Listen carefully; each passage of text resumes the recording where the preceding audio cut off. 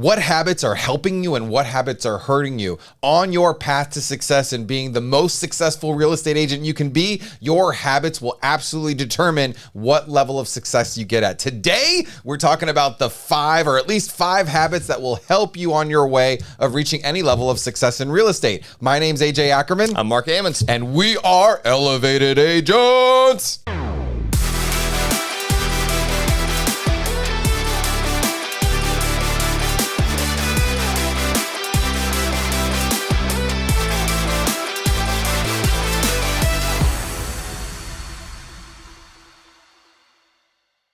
What does your morning routine look like? One thing we know is that in order to get your day started, you have to wake up. And what you do in the morning sets the stage for everything. And so our first habit is mastering your morning routine. What are you doing to set the stage? Now, this is not just real estate related.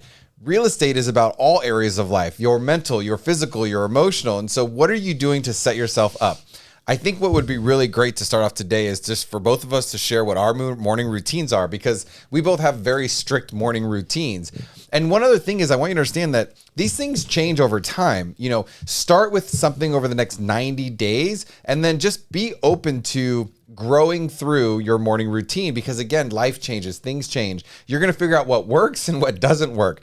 And so for me, what works is one, I go to bed early. I go to bed about 8:30, 9 o'clock at night. I know. Well, we got 2 kids. That's just the way it goes. But I get up at 4:20 almost every single day. My alarm is set. It's in the bathroom. My alarm goes off at 4:20. And guess what? I get up. I have to walk to turn it off.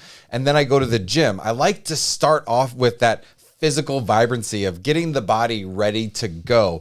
After I'm done working out, I go to the park and I do a prayer meditation. So I'm getting my body ready and I'm getting my mind ready. As soon as I'm done with that, I go and I eat breakfast or I drink a smoothie, and then I look at my calendar and I call it locking in the day. I look at my calendar and I say, okay, what do I have planned? What do I need to adjust and what do I need to do? That's basically my morning routine. Now, throughout that, I'll tell my wife I love her and give her a kiss. I'll give my kids a hug when I go back home if they haven't gone to school yet. But my morning routine is really focused on physical and mental preparation in order to get the most out of the day, because that's when I'm the most fresh. I am what you would call a morning person, but I would challenge for those of you that say, I'm not a morning person, I can never do that. The only reason you're not is because you're saying that you're not. You know, start changing your mindset, because how you start your day is everything. And I'm excited for Mark to share his morning routine, because you might probably find that it's somewhat similar. So what's your morning routine? Yeah, it's pretty similar. So I wake up probably a little bit later, usually at 4:30 on the early side, sometime between 4:30 and 5. I set an alarm clock as well, but I don't have as strict of a bedtime. And so my wife works night shift. Well, she doesn't work night shifts. She works shifts that she gets off at like 8 p.m. So a lot of times if I'm in bed by 8:30, we haven't even eaten dinner yet. So we're eating dinner at like 9 p.m. a lot of times. So I go to bed a little bit later, wake up a little bit later. So I'm up between 4:30 and 5. Immediately get up. I have a self-hygiene routine that I go through, and then I am out the door and I go on a long walk/run. So usually somewhere between 4 and 8 miles. And that's a combination of walking and running. And during the entire time, I've got AirPods in and I'm listening to some kind of either a podcast or a book, something like that, something personal development related, business related, and then I'm back at the house, usually within an hour to an hour and a half, depending on how far I go. At that point in time, I go straight into my office, I sit down and I do a meditation, which is going to usually last around 20 minutes, and then I journal, and my journal is pretty loose, so I'm kind of just writing down thoughts, things that came to me. A lot of thoughts will come to me during my run and walk, and so those are things that I want to kind of get out of my head and onto paper. And a lot of times too, I'll actually have ideas when I'm out there, and I'm afraid I'll forget them before I get back, and so I'll either shoot a quick little video of myself, an audio note, something like that, a note on my phone, just so I don't forget those things. Because I find that my creativity is a lot higher in the morning, particularly when I do some type of like a steady state physical activity where I can kind of almost zone out a little bit. So after that, no, I don't eat breakfast. I do intermittent fasting, so I don't eat my first meal till 1 o'clock in the afternoon. So I get to skip that whole part of my day. And then after that, my oldest daughter usually gets up, and her and I do some kind of one-on-one time. So we either just hang out on the couch, watch a little TV together. We'll go swimming in the pool first thing in the morning, something like that. And then it's getting the kids up, getting them ready for school, and then moving on from there. But I have found, and I was one of those people who said I'm not a morning person as well for a long time. And so when I was in the military, I had to get up early, and I just always hated it because a lot of times it was to do things that I really didn't want to do, right? It was physical training or something like that, but it was abusive physical training. It just wasn't fun. So you kind of learn to like not like it. But now that I'm in full control of what I do in the mornings, I have found that that's the part of the day that I really have full control over. You know, no matter how much you want to control your day, a lot of things can still get thrown at you. And so what I have found the benefit of getting up early and knocking out as many of the things that you're going to do during the day that are those non-negotiables, the things that just have to get done, by doing those first thing in the morning before people expect to get time from you, you can check a lot of those boxes off and then they're just done for the day. They're things you don't have to worry about. So that to me is the huge benefit of doing it first thing in the morning, is you still have control over your time. You know, most people aren't sending you texts and emails and stuff like that at 5 a.m. asking you to help. So I just think I think for the people who say, I don't understand why people get up so early, that's why people get up so early. Is it's really a way to stay in control of what you're doing and get a lot of the things that you're going to do for the day done, so you can focus on other things. Yeah, later. doing the hardest things first. And it's funny, as I just realized there was like 3 things I forgot that I do in the morning as you were going through that. There's this whole list of what to do and what not to do. And, you know, I love the fact that, yes, I do go to the bathroom is the first thing that I typically do when I get up. But also, you know, what are you consuming, right? What are you consuming when you first get up? You know, what are you putting in your brain when you first get up? Are you one of those people that looks at your phone and you're scrolling through all the news, you're scrolling through social media, you're scrolling through everybody else's life? I do not look at my phone when I look at it to turn off the alarm, but I do not go through social media when I first get up. I personally, right now, like, I'm devoted to reading the Bible for the whole year. So I listen to scriptures and plans on the Bible app right now. That's the first thing I consume. The other thing that I do is, while I'm consuming information that's helping me, that I want to learn about, as I'm working out and I'm listening to podcasts or I'm listening to my plans, I'm getting thoughts and ideas. And so before I go to the park, where I'm usually there for about an hour, I will actually shoot my videos. So a lot of shorts that you guys see is first thing in the morning, because I'm personally at my best. And I believe they say like between 2 and 4 a.m. or there's a certain time frame in the morning that you get your best ideas. And so I'm not going to wait to shoot video later. I know that I have a goal, a target of shooting 2 shorts per day. And so I usually get one, if not both, knocked out in the beginning, because life happens throughout the day. So not only am I consuming, but now I'm also using that time to inspire. And I'm just preparing myself. Like, my goal is by 8:30 or 9 o'clock in the morning that I'm full on in my calendar mode. Yeah. You know, and that's the second one that we're going to go into. But did you want to add anything to the morning routine? No, I think it's important to have a morning routine, you know, one way or another. And that doesn't have to be getting up at 5 a.m. Like, maybe that just doesn't fit with your lifestyle, and that's okay. But having something that you can reliably do, a reliable way to start your day. You know, when I was in the military, I was a pilot. And when you want to start an airplane, there's a checklist that you go through. There's the proper way to make sure that all your systems are up and running and working and functioning properly, right? It's the same kind of thing in your life. You need to have a startup checklist. Like, there's a certain number of things, whatever they are, that works for you, that you need to do every single day. By going through that checklist, check those things off to make sure all your systems, right, mentally, physically, spiritually, are functioning properly, and that's going to set you up for success the rest of the day. So I just think having a morning routine, no matter what it is, something that you can rely on and count on and do consistently that works for you, is important regardless of what it is. I absolutely love it. It's great. And that leads us right into the second part, which is having a plan. You know, one of the reasons that a lot of agents quit the business or that they fail is because they don't have a plan. They don't have a schedule. They haven't prioritized the most important things of your day. Now, if you're like me, when I think of time blocking, I cringe. Like, it took me forever to use a calendar. But when I was getting really busy, right, like, I needed a calendar. I needed the time block, because I started allowing other people to control my time instead of me controlling it. Let me just give you an example. So when I first got in the business, I built my business being on the phone, right? Calling, creating relationships. So I had my mornings time blocked for pure calling. Literally, I took almost no appointments, unless somebody said that was the only time that they could meet me, in the morning. And then I would set my appointments for the afternoon. This allowed me to be super productive. It allowed me to talk to a lot more people. It allowed me to scale my business faster, because when I had control over my time, I controlled when I did things and how I was going to do them. And this was a really huge benefit that I kind of learned about a year or so in, and I wish I would have known before. And so creating a schedule, time blocking the things that are priorities, and being sure to leave white space. I'm a huge white space fan. Like I literally pretty much every afternoon is white space because it gives me the flexibility and the time to either do something for myself or move an appointment around or, whatever the case may be.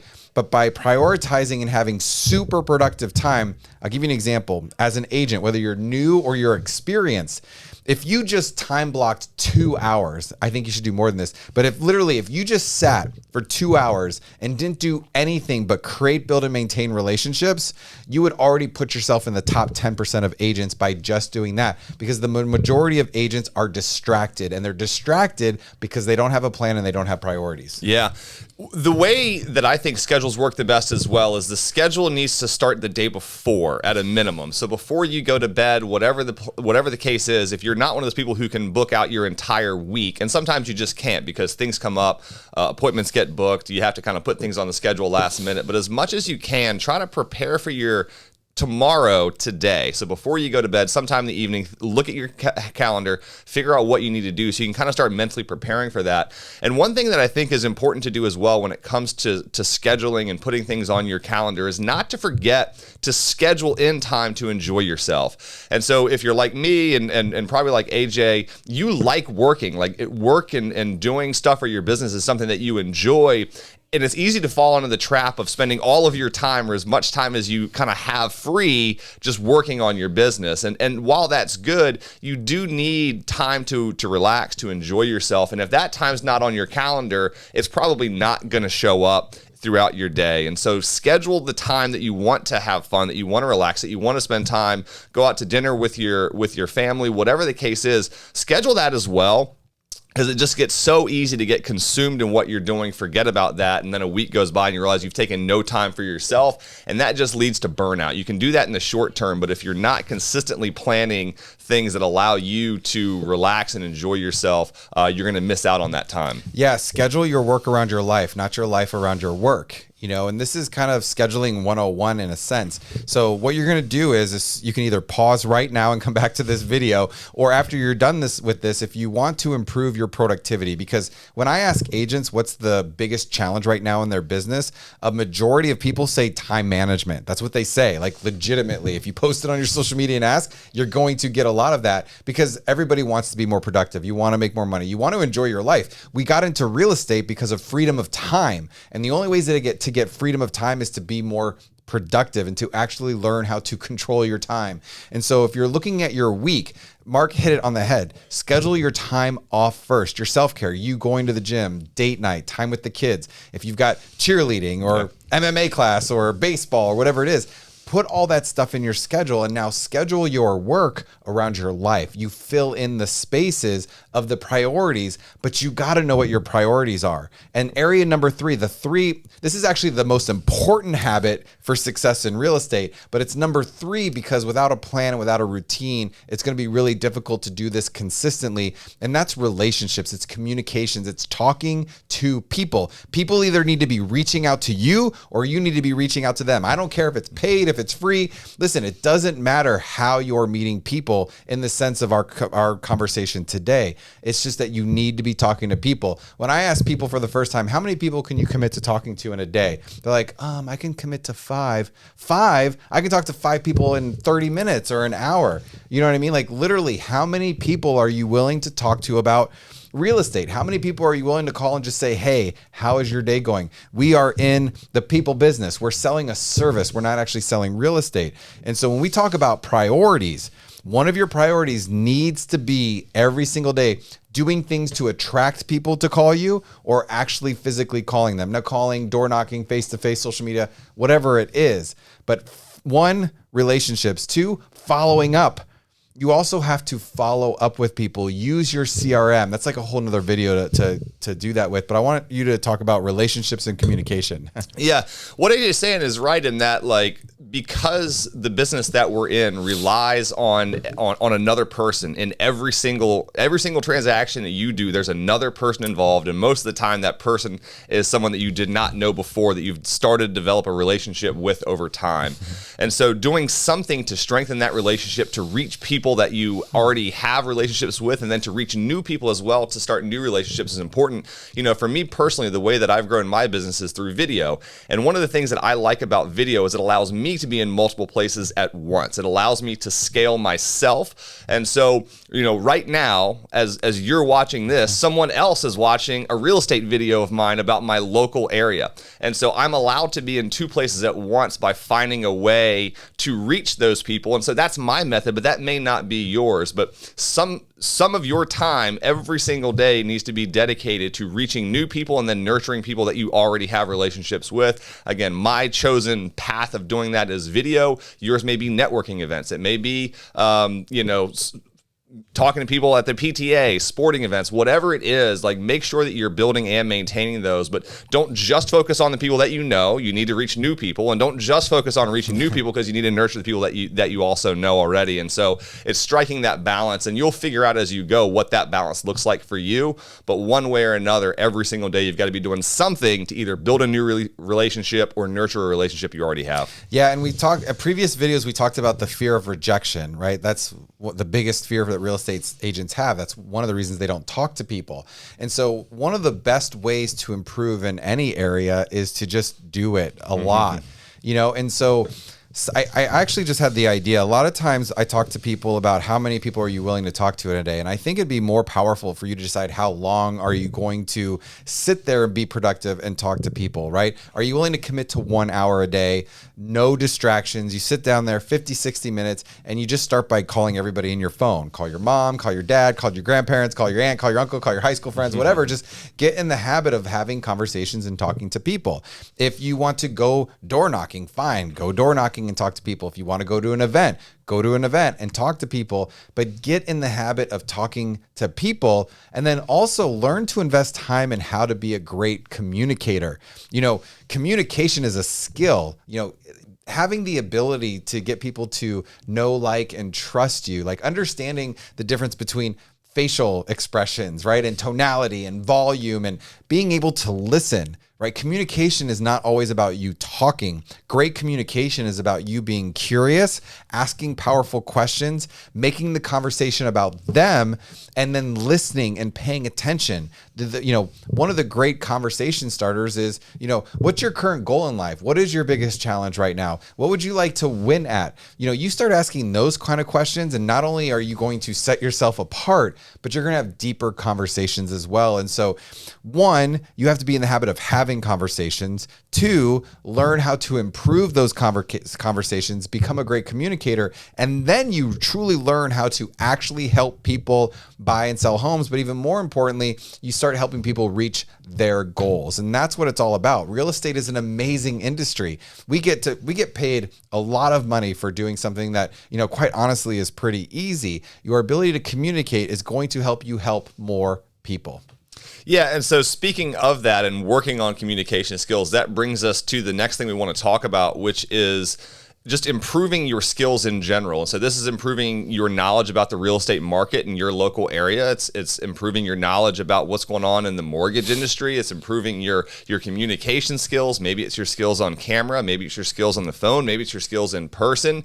And a lot of it, frankly, is just work that you need to do on yourself from a personal development standpoint of improving your mindset and improving your health and improving your fitness and all the things that allow you to be productive in your business. That's part of what you need to be working on as well. And so I think one of the habits is just being in the habit of continually learning, continually improving, getting better at whatever skill, whatever craft it is that you have, and really putting a lot of focus on improving yourself. I think that's often overlooked, as it's so easy. We're in the problem solving business, and so we get so caught up in trying to solve everyone else's problems, because that's what we do as agents, is we help people solve their problems. And oftentimes the solution is selling a house, buying a house, moving to a different city, getting a bigger house, a smaller house, whatever it is. We're trying to solve their problems, and we get so caught up in that we neglect a lot of our own problems.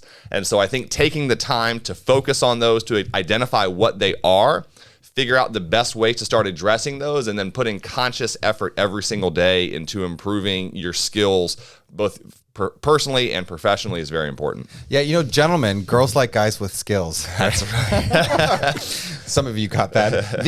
And so we're talking about habits, right? We're talking about scheduling. And so where in your schedule do you have time for learning, right? What book are you reading? What podcast are you listening to? What if you improved one skill every 30 days for a year? That's 12 new skills. That's a lot. The majority of people stop reading after school. And so a lot of people say, well, what do I read? Or I don't know what I need to learn, or what do I need to get better at? You have the answer. When I ask you the question, what's your biggest challenge right now? What's holding you back? Where do you want to improve the most?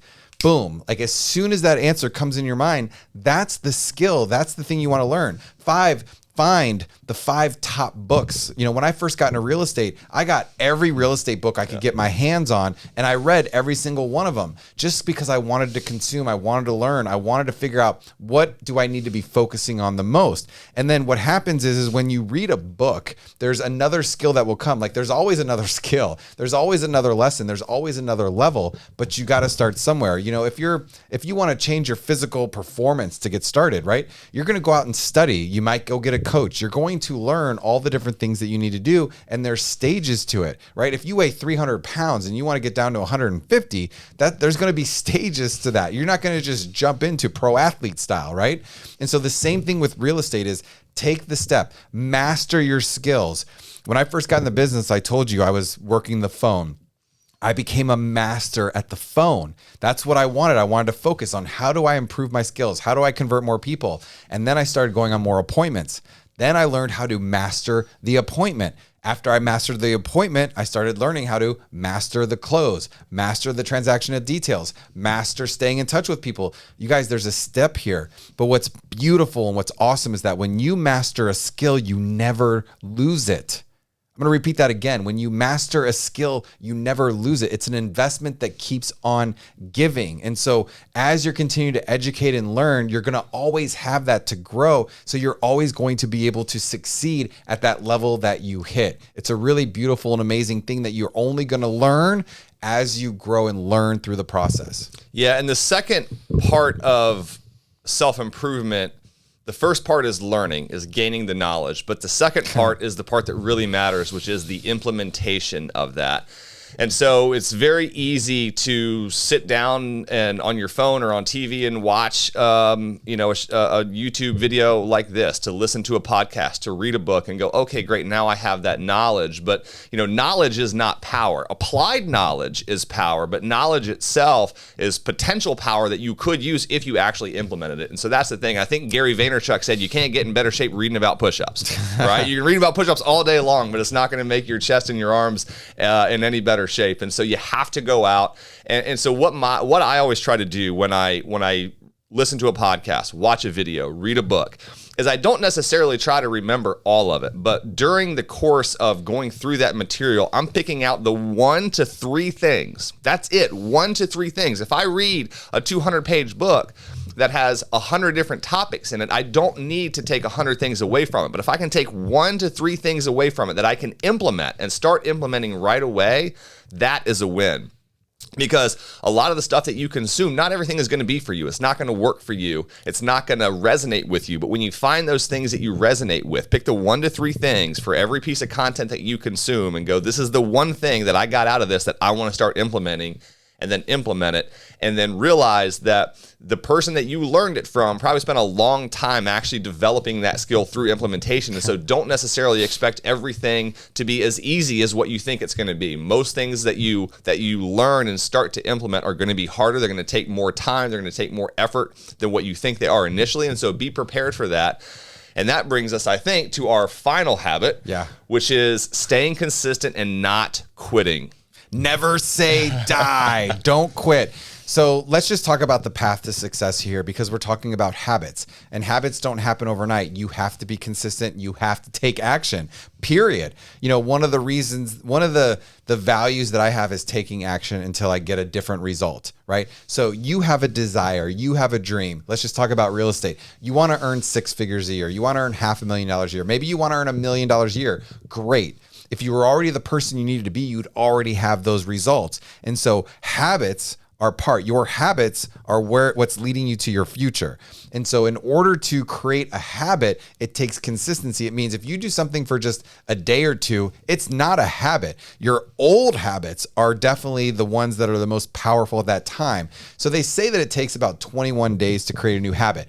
I actually believe in 60 to 90 days. So what I like to do is I like to set what are the 3 to 5 habits I want to change over the next 90 days. And then I commit to whatever that habit is, no matter what. And what I find is that at about day 60, you've created a new habit. But at day 90, you really solidify it, because guess what? The voices are still going to come up. You're going to turn off this video and you're still going to have voices of, those guys are crazy. They don't know what you're talking about. Or I could never do that, because you guys, you have to decide to be the voice above the voice. You have to decide that you're willing to change your habits because you want to change, because you want a different result. This is not right or wrong. This is not good or bad. This is just about you becoming the person that you actually want to be, living the life that you actually want. And the only way that that's going to happen is if you change your habits. And in order to change your habits, you're going to have to break through. You're going to have to break through the voices. You're going to have to take the action every single day. You're going to have to stay consistent, and you're going to have to say, I never say die.